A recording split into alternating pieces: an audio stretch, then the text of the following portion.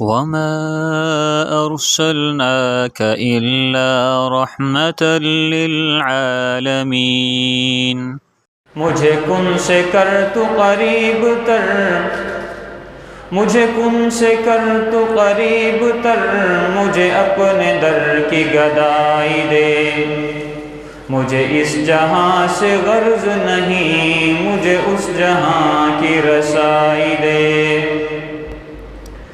مجھے کن سے کر تو قریب تر، مجھے اپنے در کی گدائی دے، مجھے اس جہاں سے غرض نہیں، مجھے اس جہاں کی رسائی دے۔ معزز سامعین کرام، اللہ تعالیٰ کے حضور دعا ہے کہ اللہ تعالیٰ جو الفاظ میری زبان سے ادا کروائیں حق اور سچ ادا کروائیں، اور مجھے اور آپ کو اس پر عمل کرنے کی توفیق عطا فرمائے۔ سامعین کرام، آج ہمارے معاشرے میں ایک اس قسم کا نظام چل رہا ہے کہ ہم ایک دوسرے کے حقوق سلب کر رہے ہیں۔ باپ ہے تو بیٹے کا حق مار رہا ہے، بیٹا ہے تو باپ کا حق مار رہا ہے، بھائی ہے تو بہن کا حق مار رہا ہے، کہیں پر بھائی آپس میں ایک دوسرے کا حق مارے جا رہے ہیں، اور کہیں ایسا بھی ہے کہ بہن بہن کا حق مارے جا رہی ہے، کہیں بہن بھائی کا حق مارے جا رہی ہے، کہیں شوہر بیوی کا اور بیوی شوہر کا حق مار رہی ہے۔ اللہ تعالیٰ کا قرآن پاک میں فرمان ہے، کنتم خیر امۃ اخرجت للناس تأمرون بالمعروف وتنہون عن المنکر، کہ تم بہترین امت ہو۔ کیوں بہترین بنایا گیا؟ اس وجہ سے بہترین بنایا گیا کہ تم لوگوں کی نفع رسانی کے لیے نکالے گئے، لوگوں کو اچھائی کی طرف بلاتے ہو اور برائی سے منع کرتے ہو۔ قرآن پاک کے الفاظ یہ ہیں، اور ہم بھی اس کے بالکل برعکس چلتے ہیں۔ قرآن پاک کہتا ہے کہ تم لوگوں کی نفع رسانی کے لیے نکالے گئے ہو، اچھائی کی طرف بلاتے ہو۔ کیا ہم آج اپنے بیٹے کو اچھے راستے پر چلانے والے ہیں؟ اپنی بیوی کو سنت کے مطابق رکھنے والے ہیں؟ اپنی بیٹے کی تربیت سنت کے مطابق کرنے والے ہیں؟ ہم لوگوں نے وہ نظام ہی ختم کر دیا جس میں امر بالمعروف ہوتا تھا۔ امر بالمعروف کا صحیح مقصد ہی یہی ہے کہ اپنے گھر سے شروع کرو اور پوری دنیا تک پھیلا دو، لوگوں کو نفع رسانی کے لیے بلاؤ، اچھی باتیں سکھاؤ، مگر شروع اپنے گھر سے کرو۔ اللہ تعالیٰ کا قرآن پاک میں ارشاد ہے، یا ایھا النبی، اے نبی صلی اللہ علیہ وسلم، کل ازواجک، اپنی تمام بیویوں سے کہیے۔ کیوں کہیے؟ اس لیے کہ آپ سب سے پہلے اپنی بیویوں پر حاکم ہیں، آپ کی بیویاں آپ کے تابع ہیں، اس لیے پہلے اپنی بیویوں سے کہیے۔ وبناتک، اس کے بعد بیویوں کے بعد اپنی بیٹیوں پر حاکم ہیں، اپنی بیٹیوں سے کہیے۔ وَنِسَاءِ الْمُؤْمِنِينَ، اور جب ان دو کو جس پر آپ حاکم ہیں سدھار لیں، صحیح راستے پر لے آئیں، جب ان سے کہہ چکیں تو اس کے بعد وَنِسَاءِ الْمُؤْمِنِينَ، اس کے بعد تمام مسلمان عورتوں سے کہیے، یُدْنِینَ عَلَیہِنَّ مِن جَلَابِیبِہِنَ، کہ پردہ کیا کریں۔ شروع کہاں سے کیا؟ اے نبی صلی اللہ علیہ وسلم، آپ سب سے پہلے حاکم اپنی بیویوں پر ہیں، اس وجہ سے سب سے پہلے اپنی بیوی کو کہیے، یعنی پہلے اپنی بیوی کو باپردہ کیجیے۔ وَبَنَاتِکَ، اور اس کے بعد اپنی بیٹیوں سے کہیے، ان سے کہیے کہ وہ پردہ کریں۔ جب ان دونوں کو کہہ چکیں یہ پردہ شروع کر دیں، اس کے بعد باہر جائیں اور وَنِسَاءِ الْمُؤْمِنِينَ، اور مسلمان عورتوں سے کہیے کہ پردہ کیا کریں۔ سمجھ اس میں کیا آئی؟ نصیحت ہمیں یہ ملتی ہے کہ اللہ نے جو حکم دیا سب سے پہلے محمد الرسول اللہ صلی اللہ علیہ وسلم کو، وہ اس طریقے سے دیا کہ میرے محبوب سب سے پہلے اپنے گھر کو سیدھا کیجئے، سب سے پہلے اپنے گھر میں اسلام کو رائج کیجئے، سب سے پہلے اپنے گھر والوں کو اس راستے پر چلائیے، جب انہیں چلتا لوگ دیکھیں گے خود بخود اس راستے پر چل دیں گے۔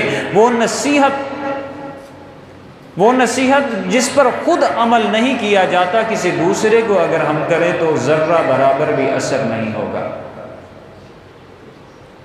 سب سے پہلے تو مجھے ٹھیک ہونا چاہیے، میں اپنے آپ کو دیکھوں کہ میرے اندر کون کون سی خامی ہے، میں کس کس کا حق سلب کر رہا ہوں۔ یاد رکھیں روز قیامت سب سے پہلا سوال یہ ہوگا کہ تو اپنی بیوی کے ساتھ کیسا رہا۔ بیوی سے سوال ہوگا حقوق العباد میں، بیوی سے سوال ہوگا کہ تو اپنے شوہر کے ساتھ کیسی رہی۔ شوہر سے سوال ہوگا کیا تو نے اپنی بیوی کی امانت میں خیانت تو نہیں کی۔ بیوی سے سوال ہوگا کیا تو نے اپنے شوہر کی امانت میں خیانت تو نہیں کی، اس کی امانت یعنی اس کی عزت کو سریعان نیلام تو نہیں کیا۔ اور وہ حق جو میری زوجہ کا ہے، مجھ سے سوال کیا جائے گا کہ تو نے اپنی بیوی کے علاوہ وہ حق کسی دوسرے کو تو نہیں دیا، اس میں خیانت تو نہیں کی۔ اگر خیانت نہیں کی پھر تو ٹھیک ہے۔ یہ بھی پوچھا جائے گا کہ تو جس جوانی دی تھی، تجھے تیری بیوی دی تھی، تو نے کیا اسے صحیح راستہ دکھایا تھا، اسے صحیح علم دیا تھا، اسے سنت کے مطابق رہنے کا اپنے گھر میں کہا تھا۔ اور بیوی سے بھی یہ سوال کیا جائے گا کہ تجھے ایک مرد عطا کیا گیا تھا، کیا اس مرد کے ساتھ تو سنت کے مطابق شرعی زندگی گزار رہی تھی۔ آج کل ایک عام روٹین بن گئی ہے، ہم مارکیٹ میں جاتے ہیں تو مارکیٹ میں جا کے دیکھا جاتا ہے کہ مرد بچے کو لے کر موٹر سائیکل کی حفاظت کے لیے کھڑا ہوا ہے، بیوی اندر ڈیلنگ کر رہی ہے۔ اور اللہ کیا فرماتے ہیں کہ بری جگہوں میں سب سے بری جگہ جو مجھے لگتی ہے وہ مارکیٹ ہے، بازار ہے۔ اور ایسے بازار جس میں عورتیں ہوں وہ تو بہت برے ہو جائیں گے۔ اور ہمارے یہ بھی ایک حق تلفی ہے کہ ہم ان کا حق مار رہے ہیں کہ جو چیز جو کام ہمیں کرنا چاہیے تھا وہ ہم نے اپنی بیویوں کے ذمہ لگا دیا۔ حکم یہ ہے کہ آپ کی گھر کی عورت کسی نامحرم کے تک اپنی آواز بھی نہ پہنچائے، اور یہاں ہم اپنی ہی بیوی کو اپنے ہی ہاتھوں سے لے کر جاتے ہیں مارکیٹ کے باہر، موٹر سائیکل کی حفاظت ہم کرتے ہیں، بیوی جا کے ایک نامحرم کے ساتھ سودے بازی کرتے ہیں، ڈیلنگ کرتی ہیں، وہ خرید کر لاتی ہے۔ تو ہم کیا کرتے ہیں؟ یہاں پہ حق تلفی کرتے ہیں، جو کام ہم نے کرنا تھا اس کے ذمہ لگا دیا۔ اور پھر جب گھر آتی ہے تو یہ ہوتا ہے کہ سنیے باہر سے کچھ لے لیجئے، میرے پاس ہمت نہیں مارکیٹ میں تھک گئی ہوں۔ وہ مارکیٹ کے لیے آپ کے گھر کی زینت نہیں بنائی گئی، اللہ تعالیٰ نے اسے مارکیٹنگ کے لیے نہیں بھیجا آپ کے پاس۔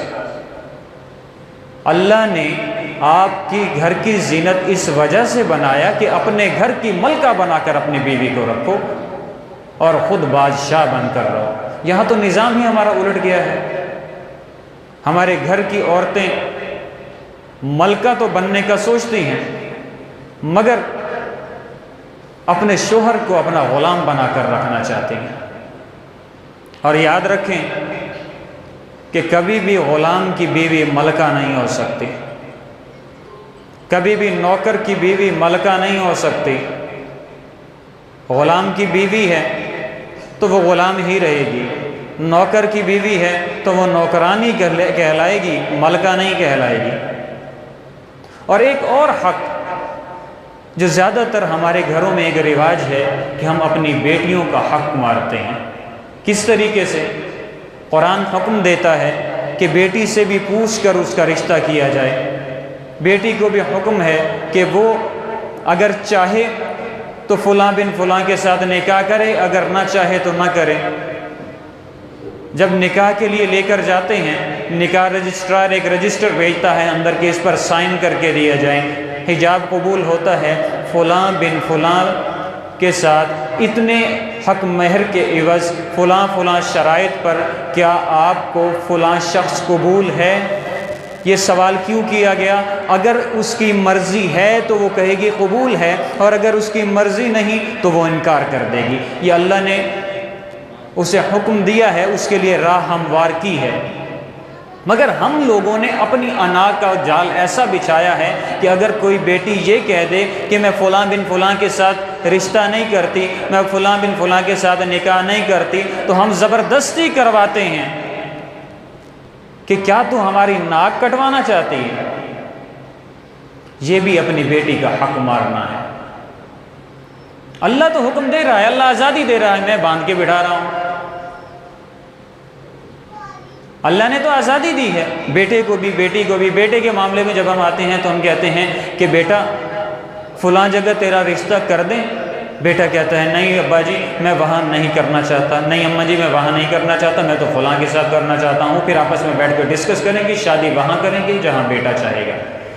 اور جہاں پہ بیٹی کا معاملہ آتا ہے پھر ہمیں اپنی انا نظر آنے لگ جاتی ہے، ہمیں گردن جھکتی نظر آنے لگتی ہے۔ اسلام کا جو حکم ہے اسے ہم نہیں دیکھتے، ہماری ناک اسلام سے اونچی ہو جاتی ہے۔